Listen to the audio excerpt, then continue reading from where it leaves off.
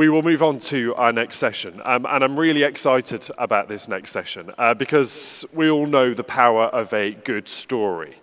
It's what keeps us hooked to things like movies, to television, to podcasts, and, of course, books. But what is it about a compelling narrative that engages us, that moves us, that inspires us?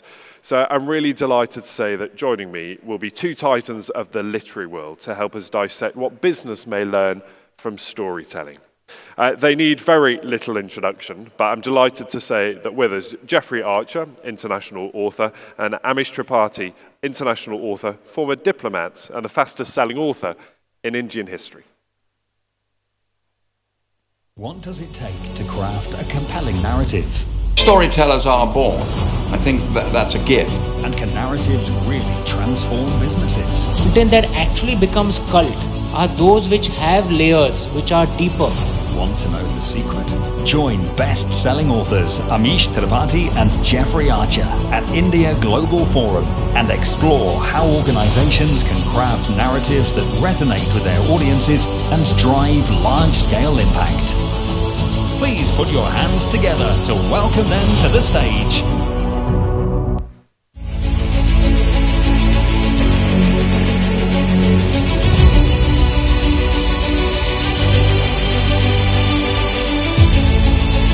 There you are. You were building the suspense like a true storyteller. I love it. Please take a seat. Thank you. And Lord Archer, I'm hoping you're able to join us too from the UK. So let's establish that connection. But we'll kick off here. Amish, so lovely to see you again. It's Pleasure. been a while. Pleasure meeting you too. And I gave a little introduction there. A former diplomat, fastest-selling author in Indian history, known for Shiva Trilogy, the Ramchandra series. And I looked at the numbers. I'm going to embarrass you now. 7 million books translated into 20 Indian and international languages since 2010. Congratulations. That is incredible. And let me start, just while we establish that. Lord Archer, are you with us? I am here well and looking forward to talking to you. Wonderful. I'm delighted to have you with us. And I'm going to embarrass you too, because I want to run through your numbers here. Not that it's a competition. Yes, it is. Absolutely no competition for him. It's competition. It's India versus England. Of course it's competition. Your 1979 novel, Cain and Abel, one of the best-selling books in the world, 34 million copies sold around the world. Overall, you've sold 320 million copies, Good 33 languages. That is quite the achievement, so congratulations, Jeffrey Archer. So just while you sort out your ears there, let's start with Amish here. There is something about storytelling, the power of a good story. It does all sorts of things, but where do you start? When you've got an idea, how do you turn that into a story? You know, at least the way I approach a story, because I know there are these writing courses now, there are these self-help books on writing. I'd actually tried that for my first book, A Bottles of Melua, because before that I did absolutely no fiction. Nothing, not in school, not in college, nothing. I was as left-brained as they come. I graduated in mathematics, did an MBA from IIM Calcutta. I was a banker for 14 years. But those self-help books, those algorithms on how to write, they were a complete flop. So I write through instinct. So it's almost like I discover the story while writing as much as the readers may discover it while reading. So I just let the instinct guide me. It may seem a little strange, but I genuinely believe it's a blessing. And that as a fiction writer, I am not the creator, I'm just a channel, and the blessing comes from somewhere else. My job is to let it flow. Do you really just start at the beginning and so let's find out where this goes? Do you not have a plan, a sort of a start, a middle, and an end? No, I don't make an entire story flow. What I do have usually, because my first series was a 3-book series, my new series is a 5-book series, I have the ending in my mind usually, and usually right down to the last paragraph. I don't know what's the journey to that ending. That I actually discover while writing. That's why I enjoy it so much, because when I write, when I open the laptop, a parallel universe opens up and I record what I see. That's why I love it so much. It's like only I get to enter that universe and see it. And I can actually hear the characters, I feel their emotions. I love it. I love the job And that then I you do. share it with And the I get world. paid for it. Even better. Jeffrey Archer, what is your process? Do you have a start, a middle, and an end when you plan your stories? No, I'm very much like Amish. I haven't got a blooming clue where I'm going. I get up at 5:30 in the morning, start at 6, and I start praying that something will come. I confess that I have sometimes a sort of ending in my mind, but frankly, by the time I get there, it's changed completely. Amish and I have a big thing in common. We are storytellers. That is a God-given gift. Neither of us that I'm aware of are opera singers. We do not play the violin, and we are not ballet dancers. It's a God-given gift. And too many people think that writing is something they can just do one weekend. I've been doing it for 40 years, and it's damned hard work. And if any of you out there want to join in, and I hope you do, don't think it will be easy, because it won't be. But that's the trick, isn't it, Lord Archer? You make it look easy, so that's why people think that they could do it. But so therefore, talk to me about the story. It is difficult because there is an art to it, there is a craft to it. And we're here, we're talking about business and what business may learn from storytelling and narratives and how they may use that to either sell stuff or make money. The power of a narrative and a story is so important. But it's something we think we probably all have in us, but as you've just touched on, we don't. So what is that power of a story? It's very hard to actually describe it because it is a gift. You can't, very difficult to describe. And it's kind of you to say that the easier you make it look, the more convinced people are that they can do it. But don't let's kid ourselves. I do 14 drafts of every book. And even after 40 years and 30 books, it isn't getting any easier. If anything, it's more demanding, because you know, if you've got your fans out there, particularly in India, where they write long letters to me, that they're very demanding. And you can't let the standard down. So if anything, it's become, from what you, to use your word, the craft point of view. Yes, the craft is there, but you've still got to do 14 drafts to make it look, if I may use your words, as if it's very easy. And Amish, the reason I ask about start, middle, and end, because we're talking about leadership here, and you know what we're often told is leadership needs to be decisive. It needs to say, this is our goal, this is where we are going, and you're all coming on this journey with me. There are lessons there, but if yours doesn't have a start, middle, and an end, you couldn't run a business, for example, like that, could you? Saying, I'm not really sure where we're going, but we'll probably work it out. Yeah, but listen, how it works with most leaders, if you actually think about it, and use the example of our Prime Minister at this point in time, in India, or someone like a Steve Jobs in Apple, they would know where they want to go, right? They wanted to make a product which would, and Steve Jobs, for example, a product which would have 1,000 songs in your pocket, right? How it's actually going to get there, what are the tech specs that will come up, that you discover actually on the way, and then you experiment. If you remember, there's this very famous incident where it just struck Steve Jobs after lots of development that actually he just wanted one button, right, on the phone. I don't know if you remember that. And his designers thought he'd gone mad, right? But it just struck him that actually this is what is needed. It's the same way if you think about the Indian Prime Minister, right? He sets up a goal that say, that we have to make sure that there's water in every house, right, within so much time. What is the way there? He just sets up the target, and then they work it out. Now, where is the storytelling skill required? How do you incentivize your followers to go for it? That's where a leader has to be like a storyteller.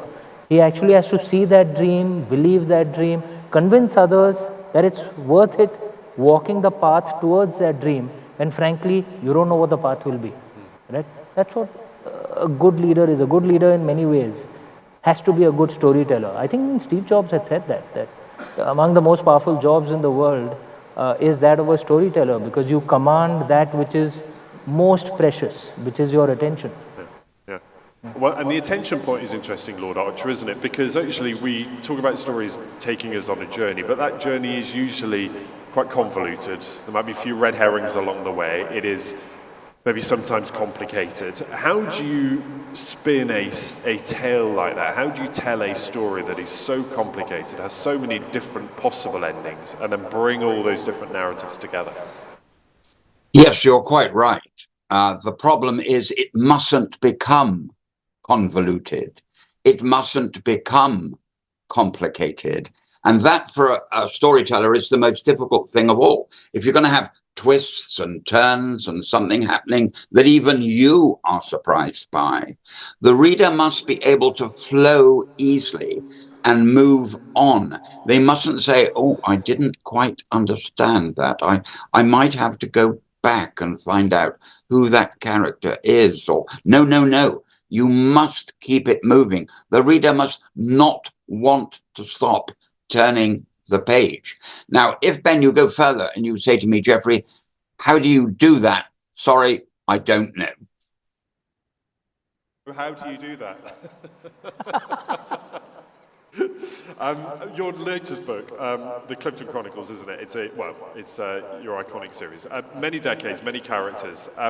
And I wonder how you then balance what you've just told me, because it can't be convoluted, but it's over so many generations, so many different characters. How do you bring them together?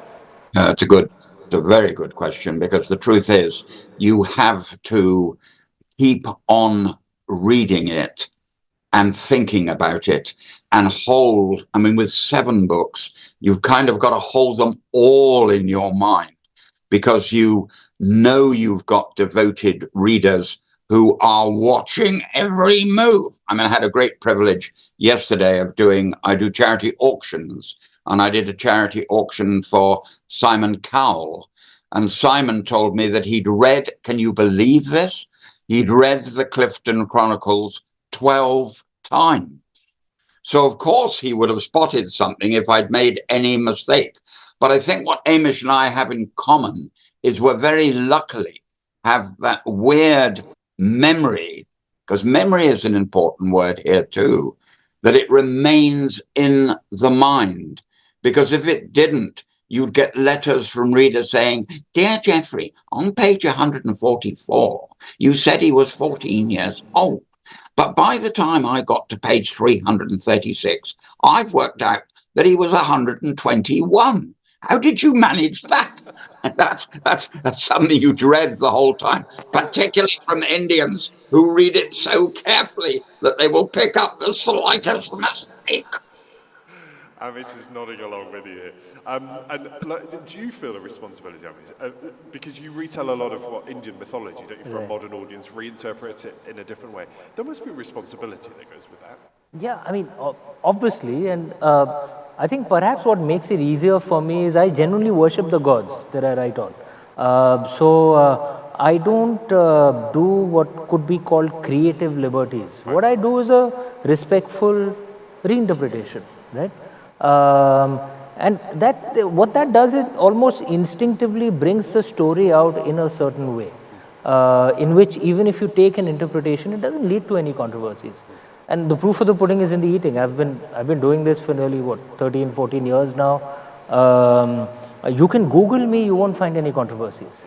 I am as boring as I look. There's nothing to go on. I agree. And I mean, on those myths, I mean, they play such an integral part in India's story too, while we're talking about stories as well. And it gives the world a cultural reference point. It gives people a way into India, maybe through writing that they wouldn't get anywhere else. Do you feel that responsibility too? That this isn't just about you telling a story about something you're interested in. It's about telling India's story to the world. Yes, it does. And it's also because of the point of time that India is in. This is a phase in history where India is rising after centuries of decline. We suffered brutal invasions. Many of our great universities, we had the oldest universities in the world. For most of human history, we were the wealthiest land on earth. Angus Madison, a brilliant British economic historian, had calculated GDP across the past 2,000 years, across lands, across the world. And India was by far the wealthiest land on earth for, I think, 14 or 15 of the last 20 centuries. And then for another 3 centuries, we were number 2. We just had a bad 2 centuries, where we kind of collapsed. Can happen to anyone. And we are rising once again. Now, at this point of time in history, I think the way any Indian, the way we present ourselves and our country, there is a certain amount of responsibility, because we are rising after so long once again. And that certainly we Indians feel it a lot more emotionally. It's not just about me as an author, but about me as an Indian. I'm sure every Indian feels that too. When they're abroad, they're ambassadors for the country. One of the reasons Indians like Jeffrey so much is that when he speaks of India, he speaks with fondness and love, and we appreciate that. We like that. That's why he's so popular here. It's not just, and of course his books are brilliant, but it's the way he speaks of India. We are rising after many centuries of decline. Obviously, we're a little emotional about it. I don't agree. You're a tiresome one. The Indians are tiresome. We've now got an Indian Prime Minister. And the cricket tomorrow, we'll kill you in the cricket tomorrow, Amish. I mean, there'll be a good ending to that story. The Empire Strikes Back. Who said I love the Indians? I adore them. And I'll tell you one of the problems I have with Indians is that they're so ambitious and aspiring. I have to stay awake night and day fearing which is the next one who'll get me. They're after us. So we shouldn't expect a book on Indian history from you, Jeffrey, at any point? No. I'm stopped in the roads in India regularly, and every major city people kindly come up and talk to me. But I say to them, I can't write the Indian novel. That can be done by Amish because he has the feel for it. He has a history of it. I'm an Englishman. I write about the theatre. I write about big business. I write about politics, even auctioneering. I write about the things I know about. But R.K. Narayan taught us, the more sensible among us, that you can only write about a small village in India if you've lived in a small village in India. So no, I always say to my kind Indian fans, forget it. I will not be writing about you lot. A final thought from each of you, because we're talking about business and what businesses can learn from storytelling. And, find me any sort of shop or business that now doesn't try to flog us a story. They'll tell us that the recipe is their grandmother's. It's been in the family for decades. They'll tell us stories about their history and when they were founded. But storytelling is more important than that. It's about who that business is, what that business is, what it stands for, the messaging that they put out. Jeffrey, if there's anyone in this room running businesses that say, what is my story? How do they craft that? How do they tell people about who they are? It's not easy. And a lot of people do come to me and say, Jeffrey, I've got a wonderful story. And they know they can't tell it. 9 times out of 10, sadly, they haven't got a wonderful story. So I say to them, have you murdered your wife? And they say no. And I say, well, let's move on. But to be fair, everyone's got a good short story in them, an incident that happened in their life that is unique and different. And those I search for from real people every day of my life. And if I'm very lucky, I get 3 or 4 a year. Use the word short. Short story. No one needs a long personal story, do they? Sorry? I said no one needs a long personal story. You said everyone's got a short story in them. I think that's the point, isn't it? Keep it simple. Everyone has. Though to be fair, Mary and I were on a cruise around Britain, and I sat next to this man who said, I've been reading your books, Jeffrey, and I've got your next story for you. And I thought, oh, Gordon, not again. Here we go. How will I get through dinner? And he made it worse when he said, I can tell you how to steal the crown jewels. I thought, oh, everybody knows that Colonel Blood 400 years ago failed to steal the crown jewels, and no attempt has been made ever since. And I sat down and thought, I got to sit through this dinner. It's unbearable. and then he told me how to steal the crown jewels. And I just couldn't believe it until he said that he worked for the royal household. And that's how I got Traitor's Gate. He told me in 2 minutes the whole story of Traitor's Gate. But the point you're making is someone has to sit down and write the 400 pages. I also love how you can tell a story about being told a story that you then made into a story. And that is the power. That is the power Yes. of storytelling. That's inception storytelling. So, Amish, to the point, what will people in this room learn about storytelling? How fundamental it is? I mean, you talked about Apple. Yes, brilliant example. But what can we all take away when it comes to... Oh, no, wait a moment, Ben. Wait a moment, Ben. Before you answer that, Amish, I was in your country recently, and a lady came into the room and locked the door, which was quite frightening. And she sat down. You can answer this, Amish, because I'm sure you've got the same story in another form. And she said, I want you to tell me the secret, Jeffrey. I promise I won't tell anybody. And I said, there is no secret. It's a God-given gift. She said, no, I promise I won't tell anyone. I said, I've got nothing to tell you. She said, I won't tell anyone. I said, right. I live in Cambridge on the Cam. Every morning I get up, I go down to the river and I dig a hole, and there's a story waiting for me. She ran away, unlocked the door, and I haven't seen her since. That is storytelling. Do you have a version? Are people asking you for your secrets? Or there are I think the most fun versions I have is because I have rituals. I don't know how the story comes. I just have rituals. I listen to music usually while writing, and I eat lots of cream biscuits, the kind I got when I was a kid. For some reason, that just triggers the flow, right? So I have various readers of mine at Litfest, etc. They come to me with packets of cream biscuits. That here, take this and write quicker. That's the way to do it. That's exactly what I'd love to do. And the secret then, what can people take away from this about the power of a good story? Look, you may know where you want to go, but storytelling is essentially the art of grabbing attention. It just comes instinctively. You just have to be able to read the room, read the person you're talking to, and just comes instinctively what you must say. This cannot be planned. On that, I agree with Jeffrey completely. It's a blessing. If you have it, make sure you use it for good. Make sure you use it well. It's been such a joy to talk to both of you. Thank you. A really wonderful, entertaining session. Amish Tripathi, thank you for being with us. And Lord Jeffrey Archer, grateful for you being with us. Enjoy. Thank you very much indeed, as always, coming back. And pay attention tomorrow when England will thrash India on the cricket field. Yeah, that's not happening. No one is agreeing with you, Jeffrey, here. No one is agreeing. Thank you. Bye, Jeffrey. See you later. Lovely to talk to you. Ladies and gentlemen, please say your thanks. Thank you.